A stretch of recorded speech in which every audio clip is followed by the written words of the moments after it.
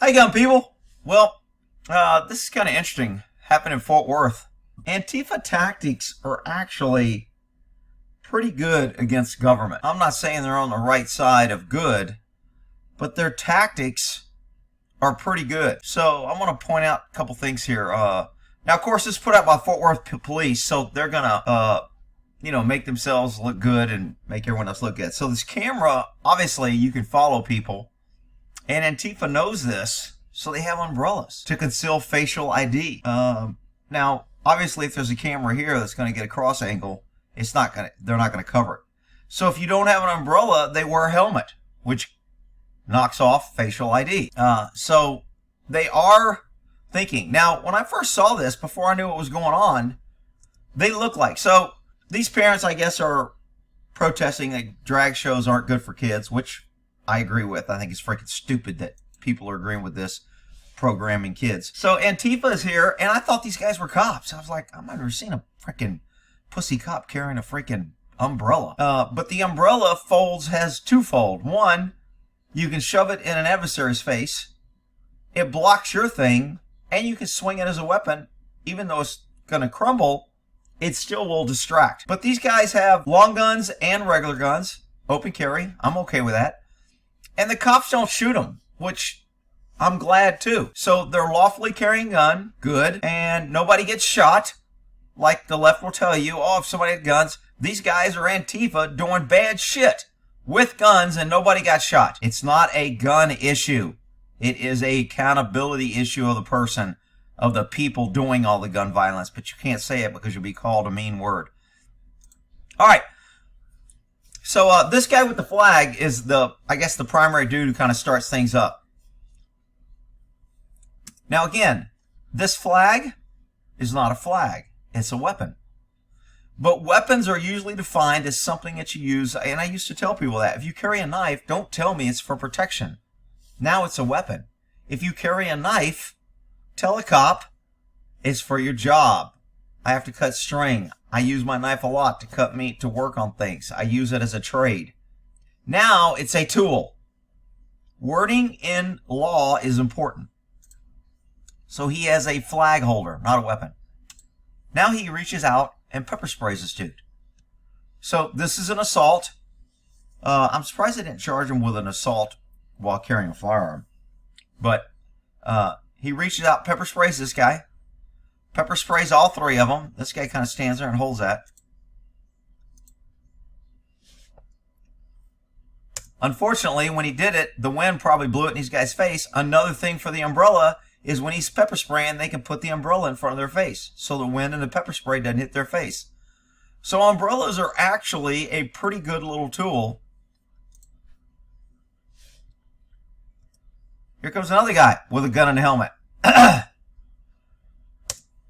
Another Antifa guy. I thought they were cops. They're wearing all black. They look like the police. Police are likely to shoot and open spray pray people if people look like them, because then they can't tell whether they're shooting their own people. Maybe this is why they didn't get shot. Another Antifa guy. All black. Helmet. Helmets protect the head. If somebody hits you, you're less likely to get injury. You can fight longer.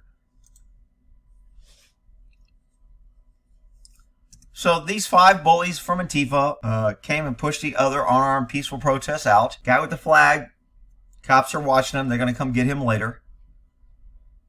He leaves the area because he pepper sprayed him. Thought I saw a cop unit there. So evidently the police are there. That looks like a cop unit. And Antifa with their face covered, helmets, sunglasses, and umbrellas. This guy's got dark goggles. Is this the Antifa flag? And I don't know what these are for. I know what the little rainbow crap is, but I don't know what the hell these are. This is rainbow something too.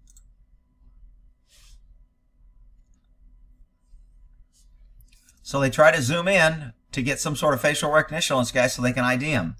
Unfortunately, he goes through all these problems to cover his ID, and then he carries the flag, which makes it easy to ID. He's got a radio in his vest. Again, looking like cops. So that's the first guy that gets arrested.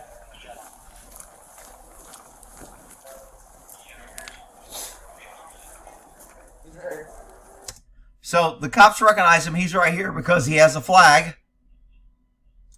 Hey, man, come with me real quick. Yeah.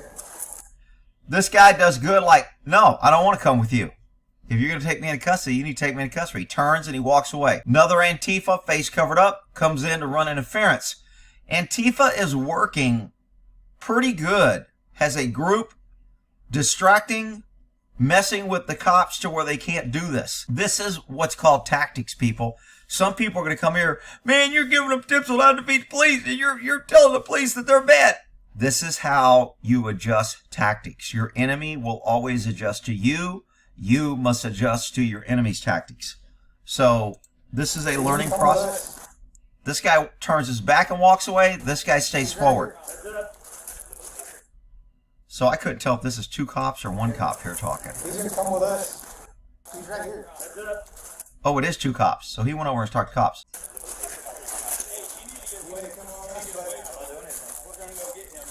So this guy's interference, while this guy can get away, hey, I'm not doing anything, holding his hand up. Again, he is distracting the cop that's focused on the target. This is what we used to do when the cops, when criminals are out there driving in tandem. If we see two cars following each other, they're always up to no good. One car has the open guns, the other car is the chase car, or the ones that will do something to get us to chase them, so we let the other car go. So anytime you have this going on, you want to grab both parties, but usually the one that's distracting you or doing something to gain your attention is not the biggest threat. This guy is.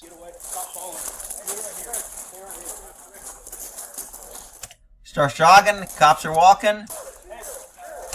Umbrellas come up, barrier from pepper spray, blocking their vision, slowing them down, delaying, obstructing, whatever you want to call it.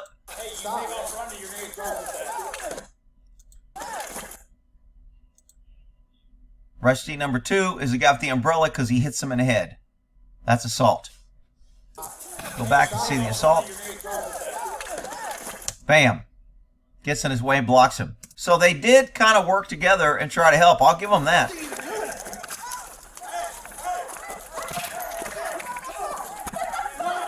So they divided the cops' forces by him being one target. Cops tried to go to him. The guy that hit him became another target. Now all other Antifa are not targets yet. So they can distract.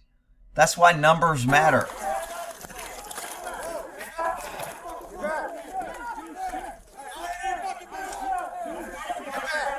Remember, all these people have guns, and the cops have guns, and nobody got shot. I wonder why that is. I wonder if government does act better and not shoot everybody if they're armed. Just food for thought.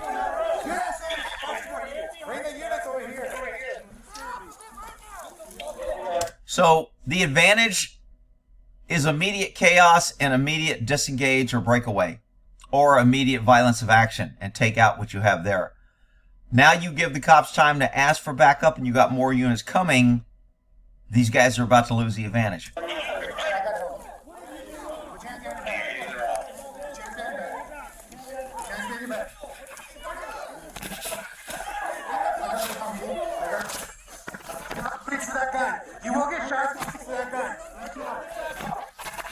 So this is the problem when you're fighting with cops and you're armed, is it's easy for the cops to say, I thought he was going for the gun, so I filled him full of lead and did a mag dump. It's bullshit, but it happens, and it's going to continue to happen.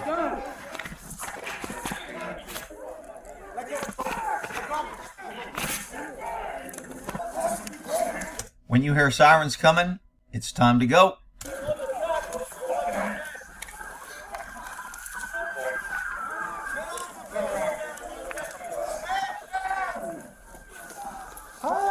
So you notice the bikes here created a barrier. This is standard, right here. This is standard tactics for law enforcement. You'll see it all the time. You use your bikes to put up a temporary, kind of like crime scene barrier so people can't go in and help. This gives these cops what is a safe operating zone. They have an area of operation that is safe from people running in and hitting them in the back of the head. So the other cops, hey, we got enough cops dealing with him. Let's keep other people out. So that's what they're doing with these bikes. They're setting up a perimeter.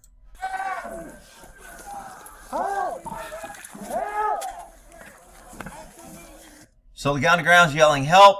When suspects are yelling help, it's usually not a code, but sometimes they'll speak different languages or they'll be saying things that don't make sense.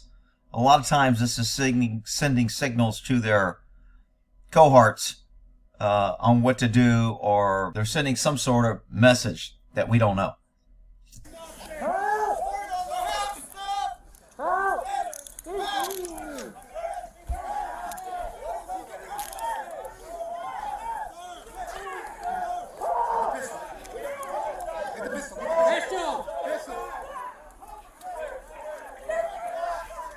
So I'm assuming these two people with jeans watching them are cops because they're inside and they're not getting involved. So they were probably plainclothes cops in the area.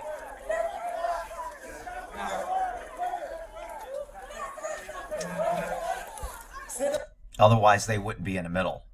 I don't see a badge on her, but because she's wearing a long shirt, it's covering her gun. When I worked plainclothes, I always had a shirt out to cover my gun. So, and there was actually a quite large police presence here.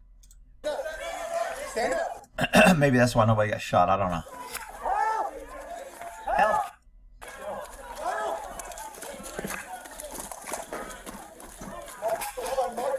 Mark unit one. Right, over here, let's do. Hold on, son. Just get some back here. Not the crowd.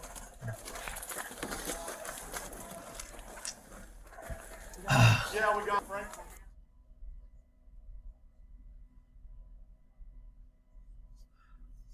Okay, so I think this is the girl that gets slammed in Arresty 3 because she wants to come in and act like I want to provide medical.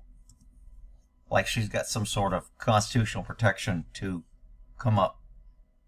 So she comes up there. He's asking for help in this. No, fine. You can take care of it.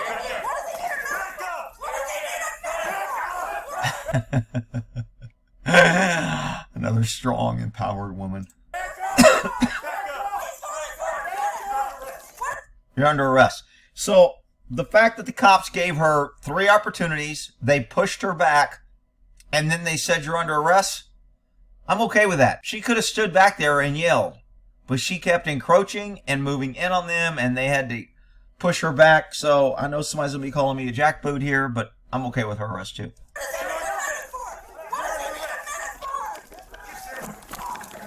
They're going to need a bigger car, but that's another issue. Arrestee number 3.